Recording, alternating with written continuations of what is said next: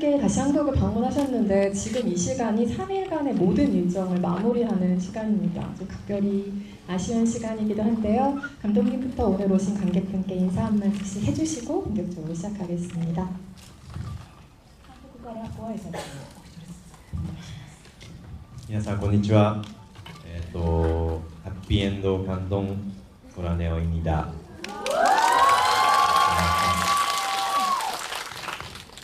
안녕하세요. 그리하나 하야토라고 합니다.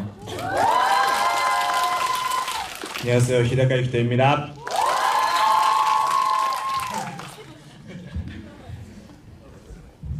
다들 한국어가 그 사이에 더 일취월장해주셨어요. 오늘은 김현희 통역가님께서 수고해 주실 거고요. 채팅방에 질문 올리시는 동안 제가 간단하게만 몇 가지 여쭤보고 바로 오늘은 채팅방에 있는 질문들로 이야기하려 합니다. 이 영화 속의 친구들의 헤어짐이 여러분의 그동안의 마음과 좀 비슷하겠다라는 생각을 했어요. 그러니까 이 5명이 헤어진 이후에 서로를 어떤 식으로든 생각하면서 생활을 계속 영위할 거라는 상상을 하게 하는 영화잖아요. 그래서 해피엔드가 개봉한 이후에 그간 여러분의 마음에 어느 정도 마음의 크기로 자리하고 있었는지 여쭤보고 싶어요. 뭐 어떤 때는 하루 종일 이 영화만 생각할 때도 있었을 것이고 시간이 지나면서 뭐 가끔 떠올리거나 뭐 자기 전에 생각하거나 이런 식으로 각자가 생각하는 그 마음의 크기가 어떻게 좀 달라졌을까요? 마음 안에 영화의 위치가 어떻게 달라졌을까요?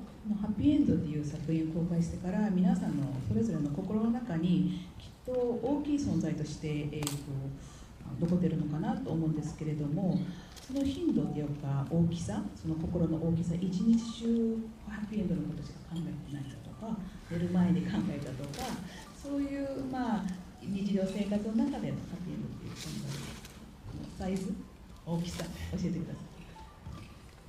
映画を作り終えて、それで基本的に公開はもう終わっているんですけども、なのでもちろんだんだんハッピーエンドが自分の脳内を占める割合みたいなものは減ってはいるんですけども、この韓国でもなんか爆上がりまたしたよね。 네, 영화 개봉이 개봉 공식적으로는 개봉이 사실 끝났죠. 그리고 해피엔드라는 작품이 그 개봉이 끝난 후에 제 머릿속을 점유하던 점유율은 점점 줄어들고 있었습니다. 그런데 이렇게 한국에 다시 와서 다시 폭발적으로 올라갔습니다.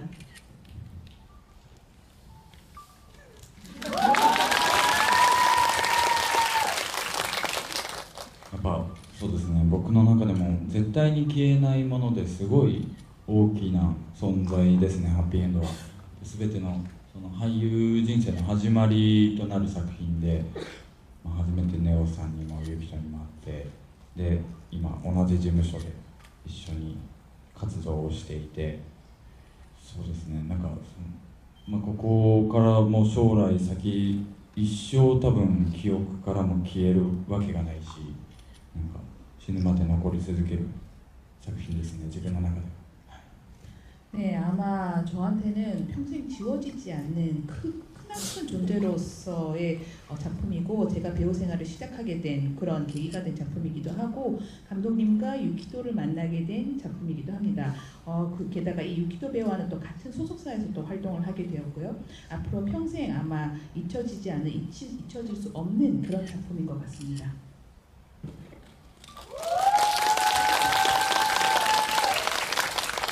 僕は隼人の言った通り俳優を始めたきっかけでもあり、隼人と出会ったきっかけ、ネオさんと出会ったきっかけでもあるんで、なんか全ての始まりのような気がするんで、この活動をしている以上、でも生きている以上はもう忘れることはないのかなと、一日一回思い出してるんじゃないかな、思い出してる、一日一回なんかそうある、脳みその裏になんかついてる感じ。 제가 저한테도 이 작품은 배우 생활을 시작하게 된 계기가 된 작품이고, 감독님과 이 하야토를 만나게 해준 작품이기도 하고요. 아마 제가 이 직업을 갖고 있는 이상 살아있는 한 이 작품은 절대 잊혀질 수 없는 작품인 것 같고, 하루에 한 번 정도는 꼭 떠올리지 않는 작품이 아닌가 했더니 옆에서 하야토 배우님이 계속 머릿속에 속에 들어있는 작품이다라고 해주셨고, 또 유키도님이 그 그 머릿속 내 어느가 뒤쪽에 계속 붙어 있는 작품이다라고 말씀해 주셨습니다. 죄송합니다. 지난해 개봉했을 때 이 팀을 만나고 나서 일본으로 돌아간 직후부터 계속 후회하던 게 있었어요. 아, 이걸 물어볼 걸. 근데 이런 기회가 또 생길지 몰랐는데 이 영화에 두 번의 정지의 순간이 등장하잖아요. 잊을 수 없는 마지막 장면에 한 번 정지가 등장을 하고 중간에 해피엔드라는 타이틀 로고가 뜰 때 5명이 쭉 달려가는 모습으로 잠시 정지되는 그 두 번의 스탑이 정지가 되는 화면이 등장하는데 그때 감독님께 여쭤봤을 때 마지막 장면의 정지를 처음부터 생각하셨던 게 아니라 편집실에서 좀 이런저런 장치들을 해보다가 여기서 한번 정지를 해볼까 하는 순간적인 아이디어로 탄생한 장면이라는 이야기를 들었어요. 첫 장면에서 나왔던 그 정지가 어느 정도 영향을 미쳤던 것인지가 나중에 뒤늦게 좀 궁금해지는 질문이었습니다. 5명의 정지와 2명이 헤어지는 순간의 정지가 좀 의미가 남다르기도 하죠. 그래서 관련해서 감독님께 여쭤보겠습니다. 監督に質問です。この映画には、2回のストップシーン、停止シーンがあるんですけど、最後のシーンとあとタイトルロゴが出てる5人が走っていくシーンあるじゃないですか。で、最後のシーンは最初の段階から考えたわけじゃなくて編集中にいろいろアイデアとして出てきたものだと聞いております。でそれでタイトルロゴのシーンがタイトルロゴのシーンが最後のシーンにある程度影響したのでしょうか。なんかそれいや逆ですね。エンディングを考えるにあたって、いろいろ試行錯誤していました。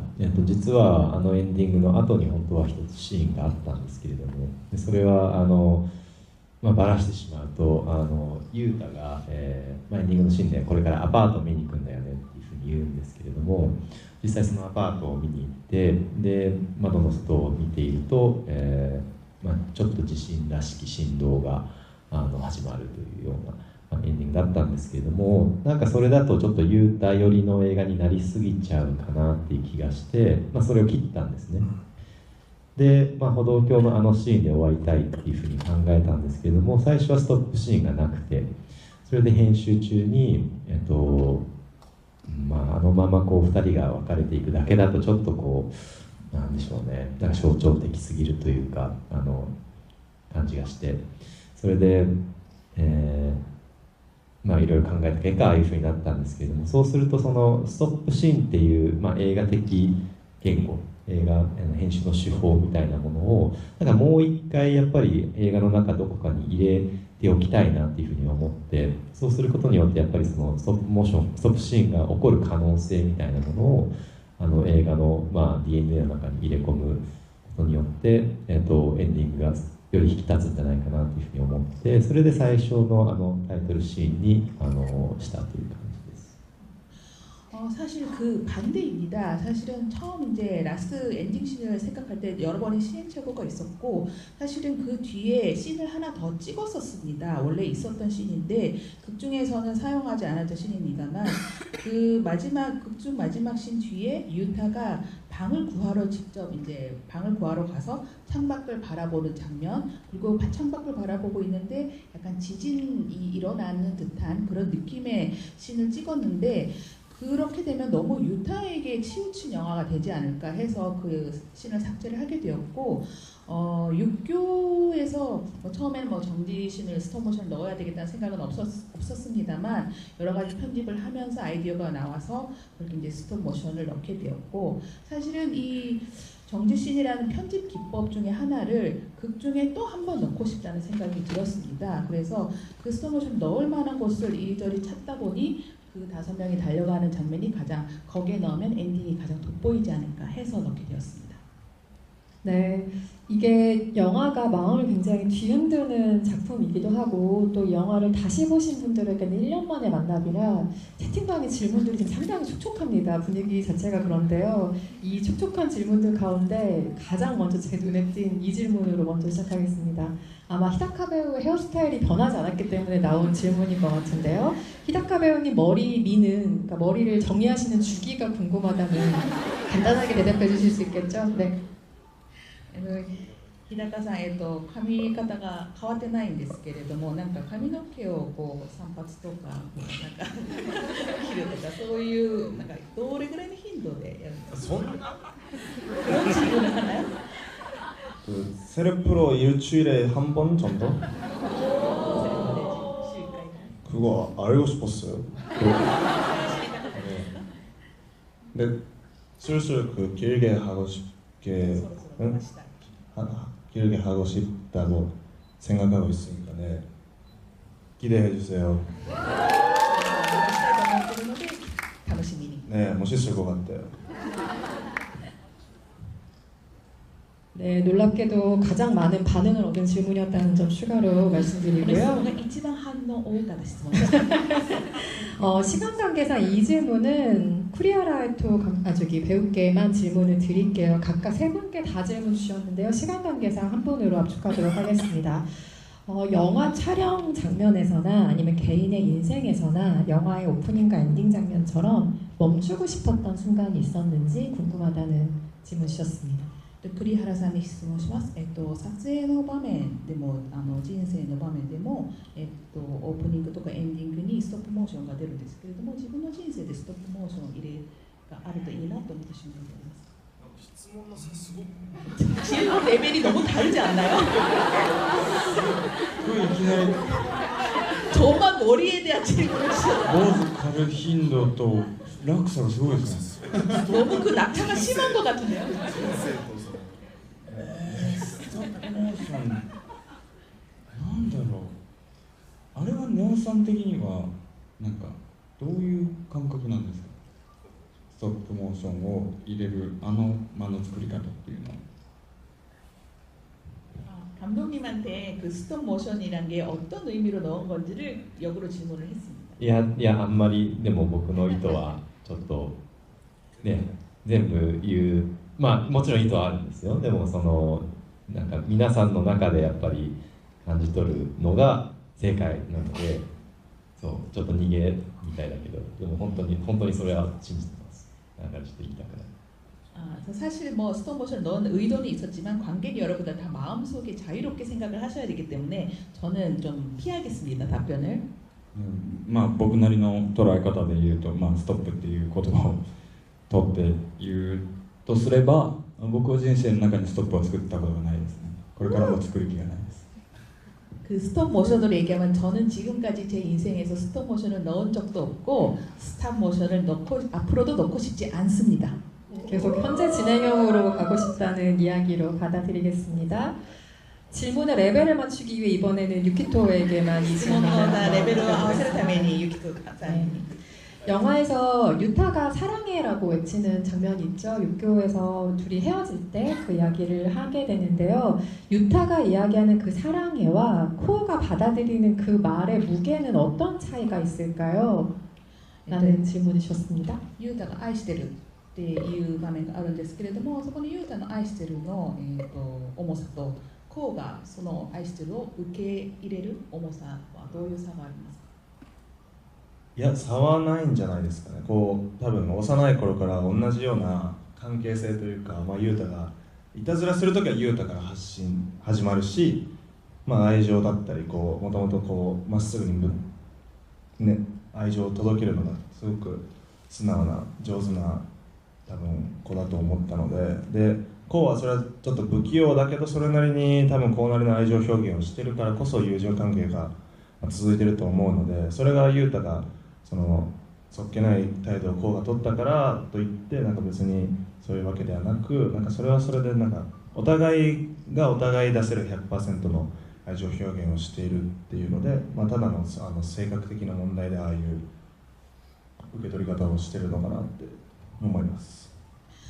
사실 차이는 하나도 없다고 그 무게의 차이는 없다고 생각합니다. 어린 시절부터 늘 함께 해왔던 그리고 유타가 장난을 치고 애정어린 장난을 치고 그렇게 솔직하게 자신의 마음을 표현하는 아이였고, 코우는 비록 겉으로는 서툴게 보일지는 몰라도 그 받아들임에 있어서 똑같은 무게감으로 받아들였기 때문에 두 사람의 우정이 성립하지 않았나 생각합니다. 겉으로 보이는 태도와는 달리 정말 100% 같은 무게로 받아들였다고 생각합니다. 네, 감동적인 답변이네요. 이 영화를 보면 시절인연이라는 단어가 생각이 납니다. 감독님께서는 이 시절인연이라는 것을 어떻게 평소에 생각하고 계신가요? 라는 질문을 주셨습니다.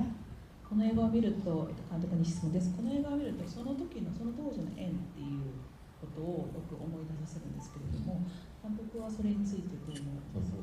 その当時の前期。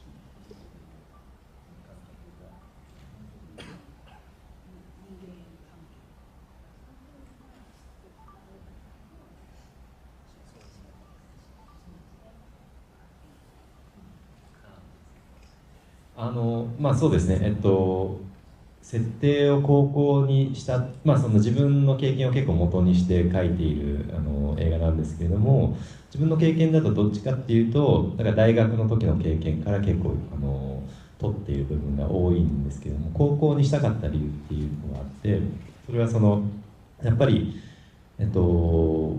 特になんでしょう、同じような環境に置かれているっていう理由だけで、同じ環境と時間を共に共有しているという理由だけで結構なんか友情って成立してしまうような環境だと思うんですよね、まあ、特に小中高みたいなところは。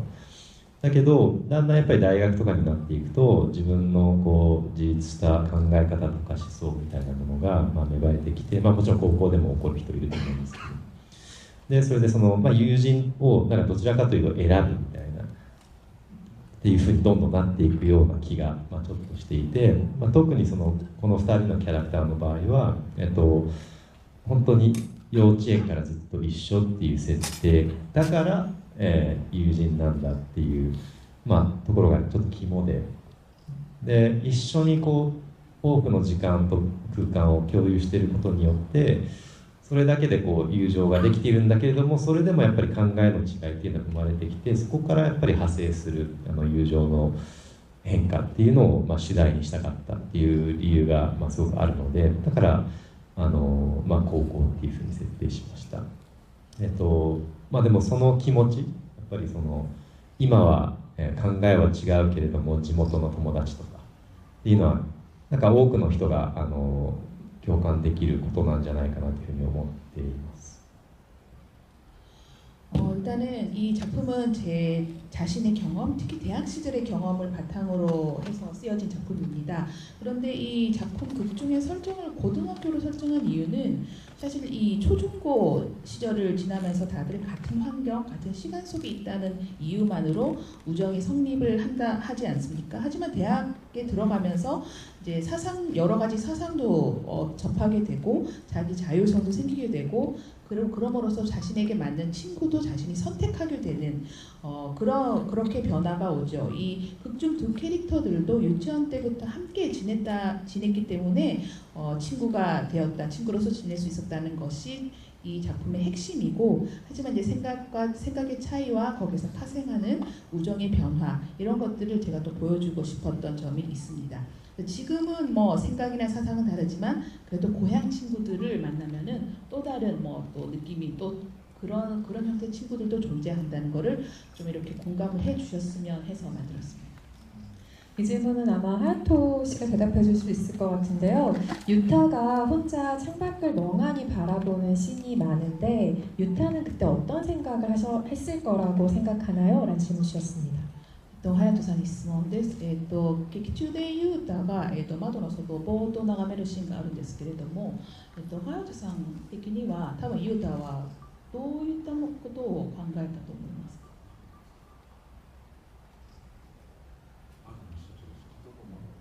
어떤 창문 밖을 바라봤던 장면일까요? 질문 주신 분 혹시 어떤 창문 특히 궁금한데. 한겨드름이 따를까요? 일단 창문 바라보는 장면이 많았다고 생각하는데요. 그 중에서도 그 동아리방이 아예 청소됐을 때 그때 멍하니 바라보고 다른 친구들은 여기저기 떠들고 소우는 발로 차고 이랬었는데 그때 멍하니 바라보고 있을 때가 궁금합니다. 窓の外ぼーっと眺めてるシーン結構あったと思うんですけど、特に掃除後の研究会の部屋のシーンだと思いますけれども、なんか友達がわざわざ話してどういうことを考えてるだろうな。なんだろう、その自分が知らないところで、その自分の仲いい友人同士がなんか本当知らないところで知らない話をしてるっていうところを、多分壁を一枚隔てて見てるっていう作りで、なんかまあそのこうとふみだったり、そのあたちゃんとみんだったり、ああいうなんだろうな、その友情だけじゃない部分っていうところをなんか初めて多分垣間見たところだと思うんですよ、雄太が。でなんかあの時雄太はその、孤独まで強い言葉を使うかは分かんないんですけど、少しなんだろう、寂しさというか、なんか今までその全員で仲良かったのに、なんかちょっと獣まで言ってないけど、な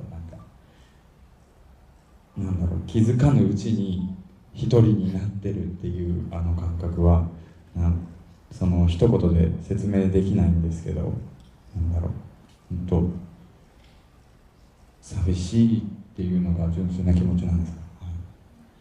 사실 거기서는 이렇게 얘기를 할 수 있겠죠. 나 자신이 모르는 곳에서 나 자신이 또 모르는 대화를 나누고, 나 자신이 모르는 애들이 또 모여 있고, 이런 거를 벽 하나 사이에 두고 그렇게 벌어지는 일들을 바라보는 유타의 마음속에는 어떤 그 5명 5인방의 우정보다 우정 외의 것들을 처음으로 뭔가 엿본 느낌이 아니었을까 하는 생각이 들고, 고독함이라고 해야 할까요? 뭔가 쓸쓸한 느낌이 기저에 깔려있지 않았나. 지금까지는 친구들 모두 다 사이좋게 지냈는데 어느새 정신 차려보니 나 혼자가 된 것 같은 그런 감각? 그래서 어떤 그런 쓸쓸함이 좀 기저에 깔려 있었던 것 같습니다. 周りがその変化していく中で、その自分は今までと一緒だっていうところの感覚にいたからこそ、なおさらなんかその直接入り込めなくなったという。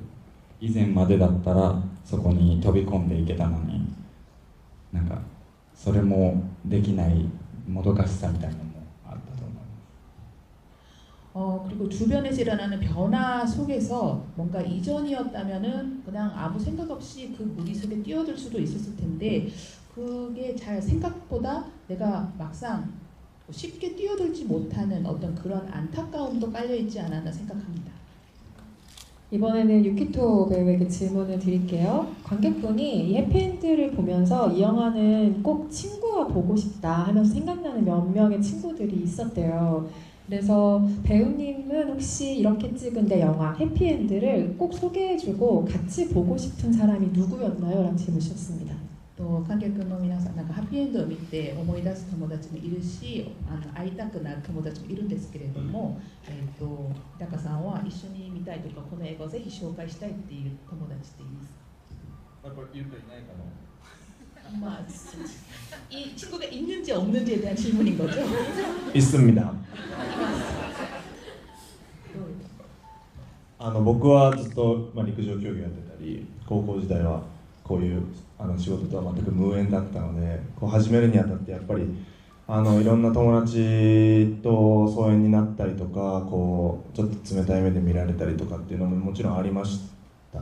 なんでこう自然に疎遠になった友達っていう部分で、なんかこう話さずとも、なんて言うんだろうな、こう話さずに終わってしまった。でも別に終わってはいないんですけど、でそういう部分、そういう友達とかに対してはなんかこの映画、なんかでも僕が出てるのをなんか見てって言えなくないですか？なんか友達、疎遠の友達にハッピーエンドって映画があるんだけどって言って紹介するのなんかいやらしくないですか？その友達、そのまま直接友達に戻ろうって言えばいい話ですもんね。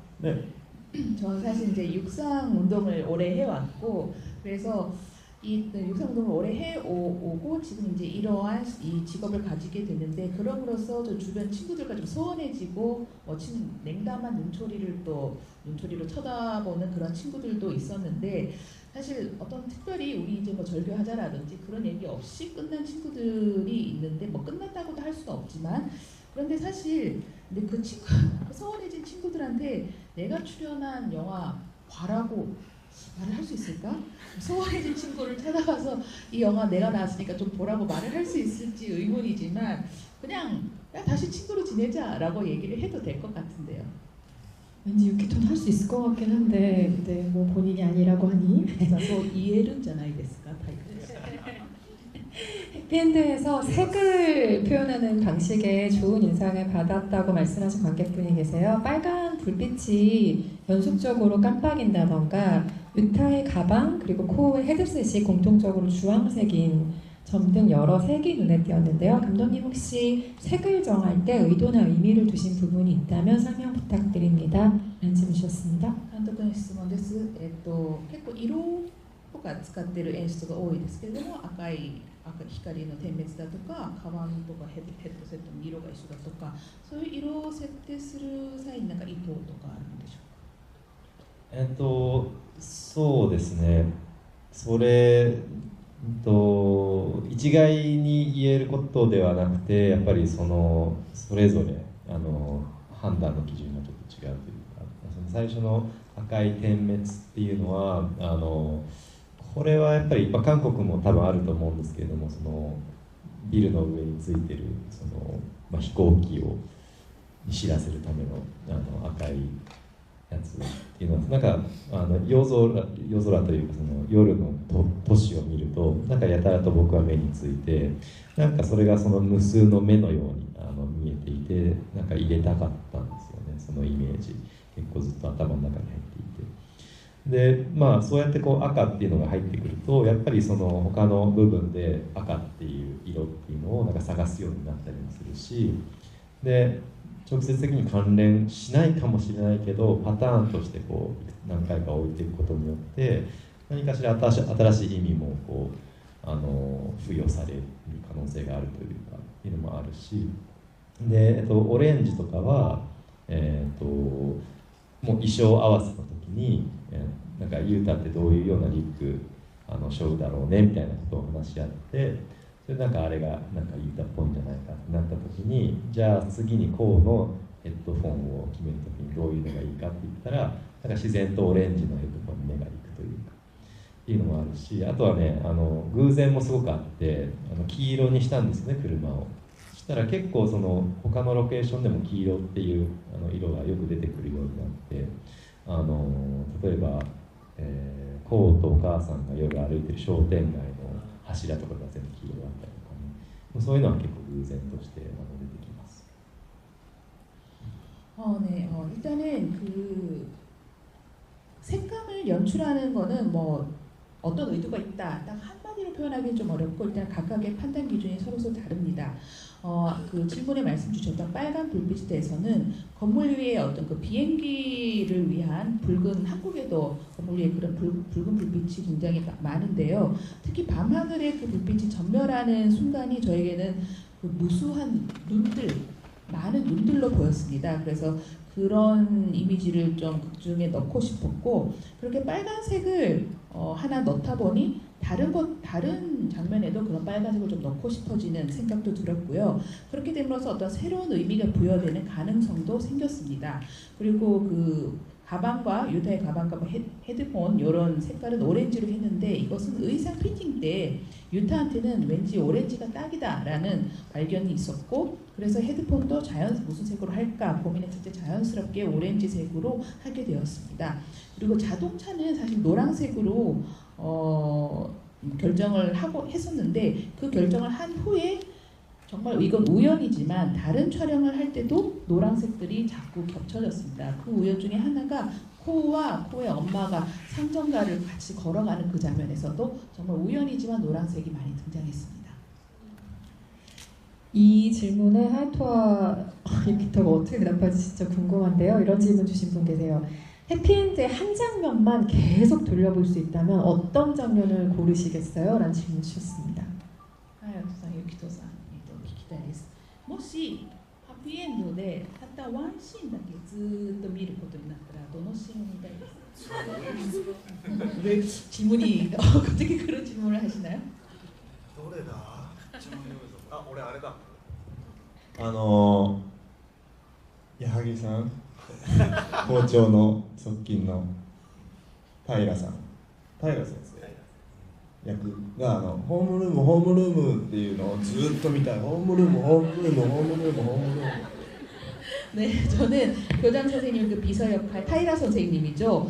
그 자동차 세우고 나서 홈룸 교실로 돌아가라 한글 자막은 그렇게 나오네요. 홈룸 계속 외치는 거를 계속 돌려보고 싶습니다. なんか国によって本当に受けるところが違くてツボっていうかでベネツィアではそのホームルームのところをやけに受けてたんですよね。そう平さんがすごい矢作さんがお寿司の時もそうだしすごいあっちではすごい受けてましたね。 사실 이 웃음 포인트가 나라에 따라서 다르잖아요. 근데 특별히 이탈리아 베니스에서는 반응이 그 홈룸 장면에서 반응이 너무 좋아서 그 타이라 선생님 맡은 배우분의 인기가 엄청났습니다.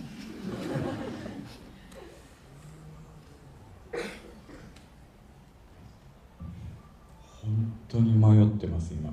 정말 고민 중입니다. じゃんけんのアイコ確かにじゃんけんのアイコずっと見てられるかもしれないですオプション 가위바위보에서 둘이 가위바위보 계속 비기잖아요. 그 씬은 계속 볼 수 있을 것 같습니다.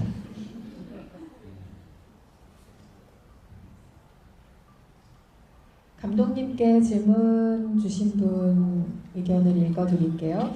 영화에서 보통 자동차는 이동의 상징인데 이 영화에서는 계속 멈춰 있거나 뒤집혀 있습니다. 마지막에는 아타의 옷에 반토막난 이미지로 등장하는 것이 인상 깊었습니다.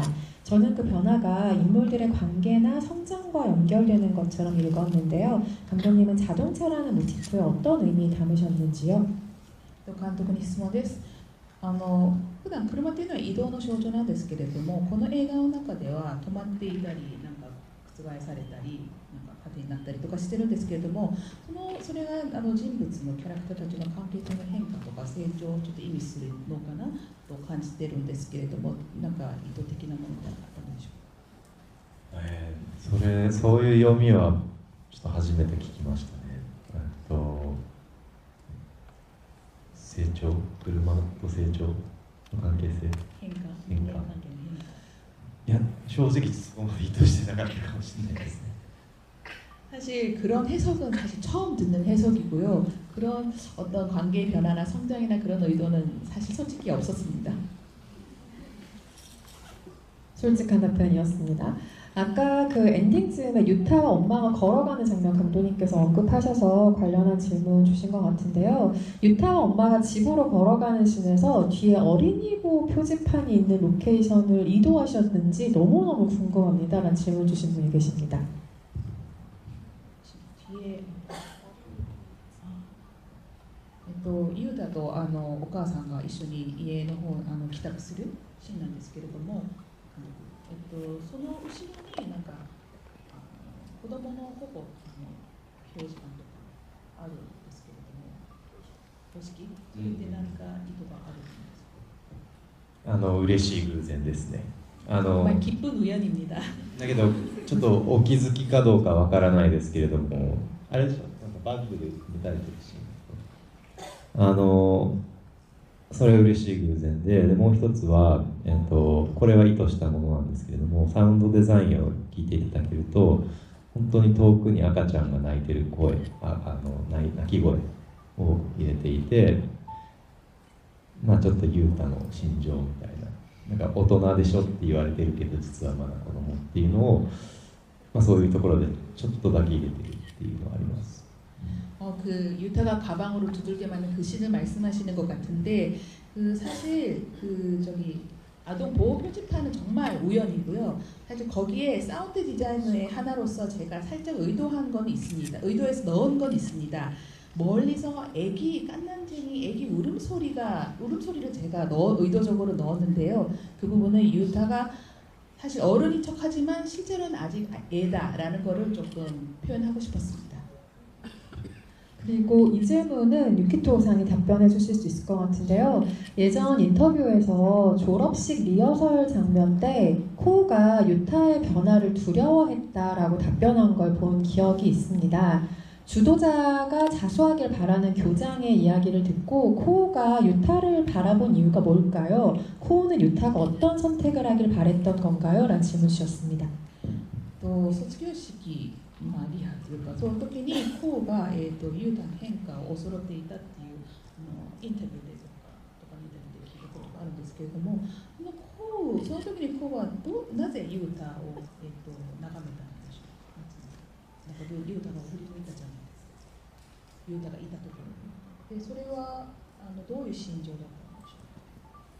だから結局こうは僕は大人になれてなかったと思います。なんか将来のことを考えていて、ユータになんか人って変わるんだよとか言ってはいたものの、実は一番自分が何も変わってなくて、ただずっとユータに頼りっぱなしだった。でいざユータが変わるってなった時に自分は変わってなかったっていうのを気づいて、ちょっと変わったことに対して後悔じゃないけどどうすればよかったのかなっていう心情になったのかなって。で振り返った時は本当に今言った通りで、なんか僕はなんか頼ってる風に思いました。結局状況で何も一人でできないし、とにかくユータならどうにかしてくれるだろうっていう風に思ってたと思います。なので振り返ったのかなと思います。はい。 사실 그 장면은 코는 결국 어른이 되지 못했다는 거를 좀 상징을 하는 걸까요? 그 유타에게 여러 가지 인간이랑 어떻다 저렇다 이런 여러 가지 얘기들을 했지만 결국에는 코는 어른이 되지 못했고, 이 유타가 변화하는 모습을 지켜보면서도 자신은 변화하지 못한 거에 대해서 후회까지는 아니지만 어떤 그런 망설임이나 이런 게 있었을 것이고, 좀 기본적으로 유타에게 계속 의지했던 마음이 있었던 게 아닐까 싶습니다. 그래서 그 자수를 하라는 그런 압박 속에서 혼자서 아무것도 할 수가 없는, 결정할 수 없는 상황에서 유타라면 뭔가 좀 해줄 수 있지 않을까, 그런 심정으로 돌아봤을 것 같습니다. 감독님이 답변해 주실 수 있을 것 같아요. 영화 전반을 보면 인물의 크기는 줄이고 배경의 크기를 강조하는 장면들이 많은데 이런 구성에 어떤 의도가 있었는지 궁금합니다. 監督の質問です。劇中でなんか人物たちの大きさは減らして背景の大きさは強調するところが結構多いんですけど、何か意図的なものがありますか？はい、あります。そうですね。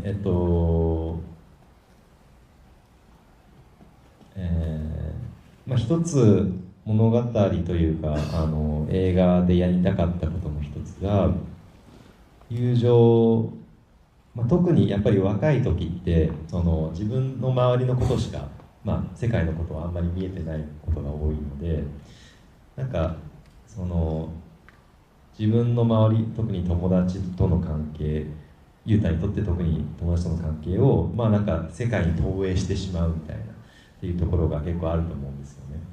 でなので彼らにとってかけがえのない友情っていうのを本当に大きい出来事だった彼らにとってっていうことを表したかったっていうのは一つあります。で人物と同じぐらいにやっぱり都市と彼らの周りにある社会っていうのが重要なんだっていう意味もあって、そのフォーカスピントっていうのも全部に合うように設計したり、あとはもう一つ理由としては地震がこれから来そうな近未来っていう設定だったので、人物の後ろとか周りにいつ崩れてきてもおかしくない建造物がたくさんあるっていう状態っていうのもなんかずっとフレームの中に置いてあるっていう状態を作りたかったというのもあります。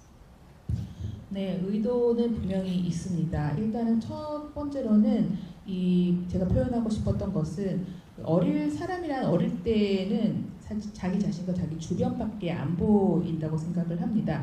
특히 유타는 친구 관계에 모든 자신의 세계관을 다 투영을 한 인물이고, 그럼으로써 우정과 관련해서 너무나 큰 사건들이 본인한테는 우정과 관련한 그런 변화들이 자신한테 너무나 큰 사건으로 느껴지기 때문에 그런 점을 좀 표현하고 싶었고, 그리고 두 번째로는 그 인물들을 둘러싼 사회적인 어떤 분위기나 환경도 중요하다고 생각을 해서 포커스나 핀트를 다 그런 점에 맞추어서 설정을 했고요. 세 번째로는 지진이 올 것 같은 그런 근미래를 표현을 하기 위해서 인물들 뒤에 언제 무너질지 모르는 그런 구조물들을 설정을 하는 걸로 표현을 했습니다.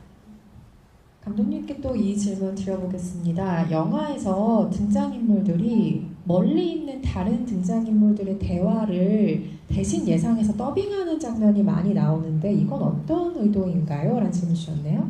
監督の質問です。劇中なんかアテレコの場面が多々来るんですけど、どういう意図があるんでしょうか。そうですね、3回出てくるんですけれども、1回目は校長室でこの2人が校長に尋問されてるシーンで赤ちゃんとみんなアテレコしてるっていう、あれが一番最初に思いついたシーンなんですけども、やっぱり映画の最初冒頭の部分って結構状況を説明しなきゃいけないことが割と多くて、だけどそれをあまりにもダイレクトにその説明的に、やってしまうと僕はあんま好きじゃないんですよね。なんか離れていってしまうというか、なのでなんかうまい具合にそういったみんながキャラクターたちが全員認識していることっていうのを表さなきゃいけないっていう時に本当に高校生たちがなんかこう本当にやりそうなことの中にちょっと滑り込ませてみようかなっていう感じで、ああいういたずらを、いたずらっていうかアテレコを思いついて、でその彼らがアテレコしている内容から割とこう知らなきゃいけないことを網羅的に知っていくみたいなっていう感じで考えていました。でそれを応用して、2番目のシーンも3番目のシーンも、そのちょっとこう改変させながら同じ手法を使ったという感じです。네, 이제 다른 일종의 더빙이죠. 더빙하는 장면이 세 개, 전체 극 중에 3개가 나오는데, 일단 제일 첫 번째 생각했던, 제일 처음에 넣어야 되겠다고 마음 먹었던 거는 이제 교장실에서 아이들이 이제 신문 당하는 그런 그 씬에서 처음 나왔는데요. 저는 사실 어떤 상황에 대한 설명을 직접적으로 설명하는 그런 다이렉트한 연출을 별로 좋아하지 않습니다. 그래서 뭔가 절묘하게 어떻게 이 아이들의 생각과 모든 정보를 좀 하기를 원했고, 그래서 어떤 고등학생들이 할 만한 장난 속에 그런 정보를 좀 절묘한 표현으로 넣을 수 있지 않을까 찾던 중에 그런 이제 더빙하는 거를 생각을 했고, 그 더빙하는 아이들이 밖에서 자기들 마음대로 얘기하는 그 내용 안에 이 영화에 대한 정보를 좀 관객들이 알 수 있도록 정보들을 좀 넣었습니다. 그래서 그 이후로 두 번째, 세 번째 그 장면은 첫 번째 장면에서 또 응용을 해서 두 번째, 세 번째도 만들게 되었습니다. 여쭤보고 싶은 게 진짜 많은데 저희 마무리해야 될 시간이에요. 근데 아무리 봐도 이것만큼 짧게 대답하실 수 있는 질문이 없는 것 같아서 유키토의 머리를 열고 하야토의 머리로 닫겠습니다. 하야토 배우님은 뿌리 탈색 주기가 어떻게 되시나요? 그리고 노란 머리를 온 게 혹시 감자버터의 의도인가요? 라는 질문 주셨습니다. 髪の毛質問で締めなんですけど、髪の毛ブリーチ、ブリーチの頻度はどれぐらい？頻度、そうですね。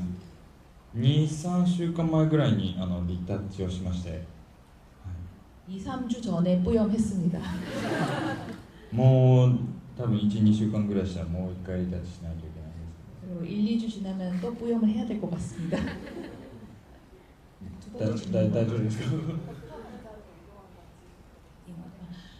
この髪型ってじゃがいもバターを意図した。はい。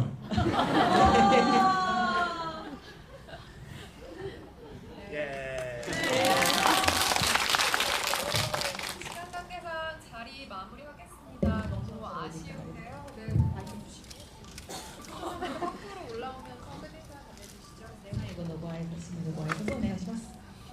네, 이거가 진짜 마지막 무대 인사 Q&A 이었는데요. 이번도 많은 사람이 해피엔드를 사랑해줘서 우리는 너무 행복하고 네, 앞으로도 더 한국에 가고 싶게 됐어요. 정말 네, 여러분 팬들을 좀 사랑하고 있습니다. 감사합니다. 最後の Q&A ですけど、たくさん愛してくれてとても幸せです。これからも韓国に行きたいです。ファンの皆さん愛してます。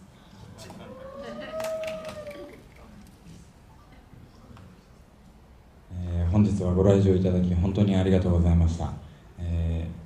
そうですね、本当に何度も言うようですけど、1年経ってもこうして全ての会場でなんか多くの方が集まってくれることに本当に驚いています。僕は純粋に心から皆様に感謝しています。また韓国に来れるよういっぱい仕事を頑張ります。よろしくお願いします。待っていてください。 1년이 지난데도 이렇게 모든 관들을 대부분 다 자리를 채워주셔서 너무나 놀랍습니다. 정말 진심으로 감사드리고 한국에 이렇게 또다시 찾아올 수 있도록 열심히 일하겠습니다. 감사합니다. なんかいろいろ解説してしまいましたが、本当にその正しい映画の読み方はなくてですね、こうやって劇場の中だったりスクリーンから、投影されている映像と音とそれと自分の記憶と体験が合わさった瞬間になんか映画って完成されるものであって、それは本当に皆さん一人一人の中でしかないものなので、それがハッピーエンドっていうふうに思っていただければ幸いです。ただそれはやっぱり特に大きなスクリーンで大きな音量で大勢の人と一緒に見るとさらに何にも変えられない体験として心に残ることになると思うので、これからもハッピーエンドもそうですけれども他の映画も、劇場で見に来てください。ありがとうございました。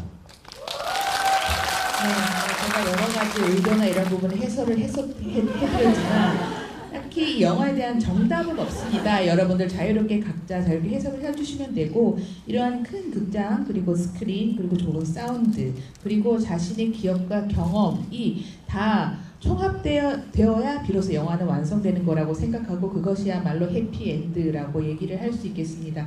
정말 이 극장 안에서 많은 사람들과 함께 보는 영화는 정말 무엇과도 바꿀 수 없는 경험일 거고요. 저희 해피엔드 말고도 다른 영화들도 많이 사랑을 해주시면 감사하겠습니다. 감사합니다. 함께해주신 해피엔드 팀에게 큰 박수 부탁드리고요. 김현희 동영상님께도 박수 부탁드립니다. 감사합니다.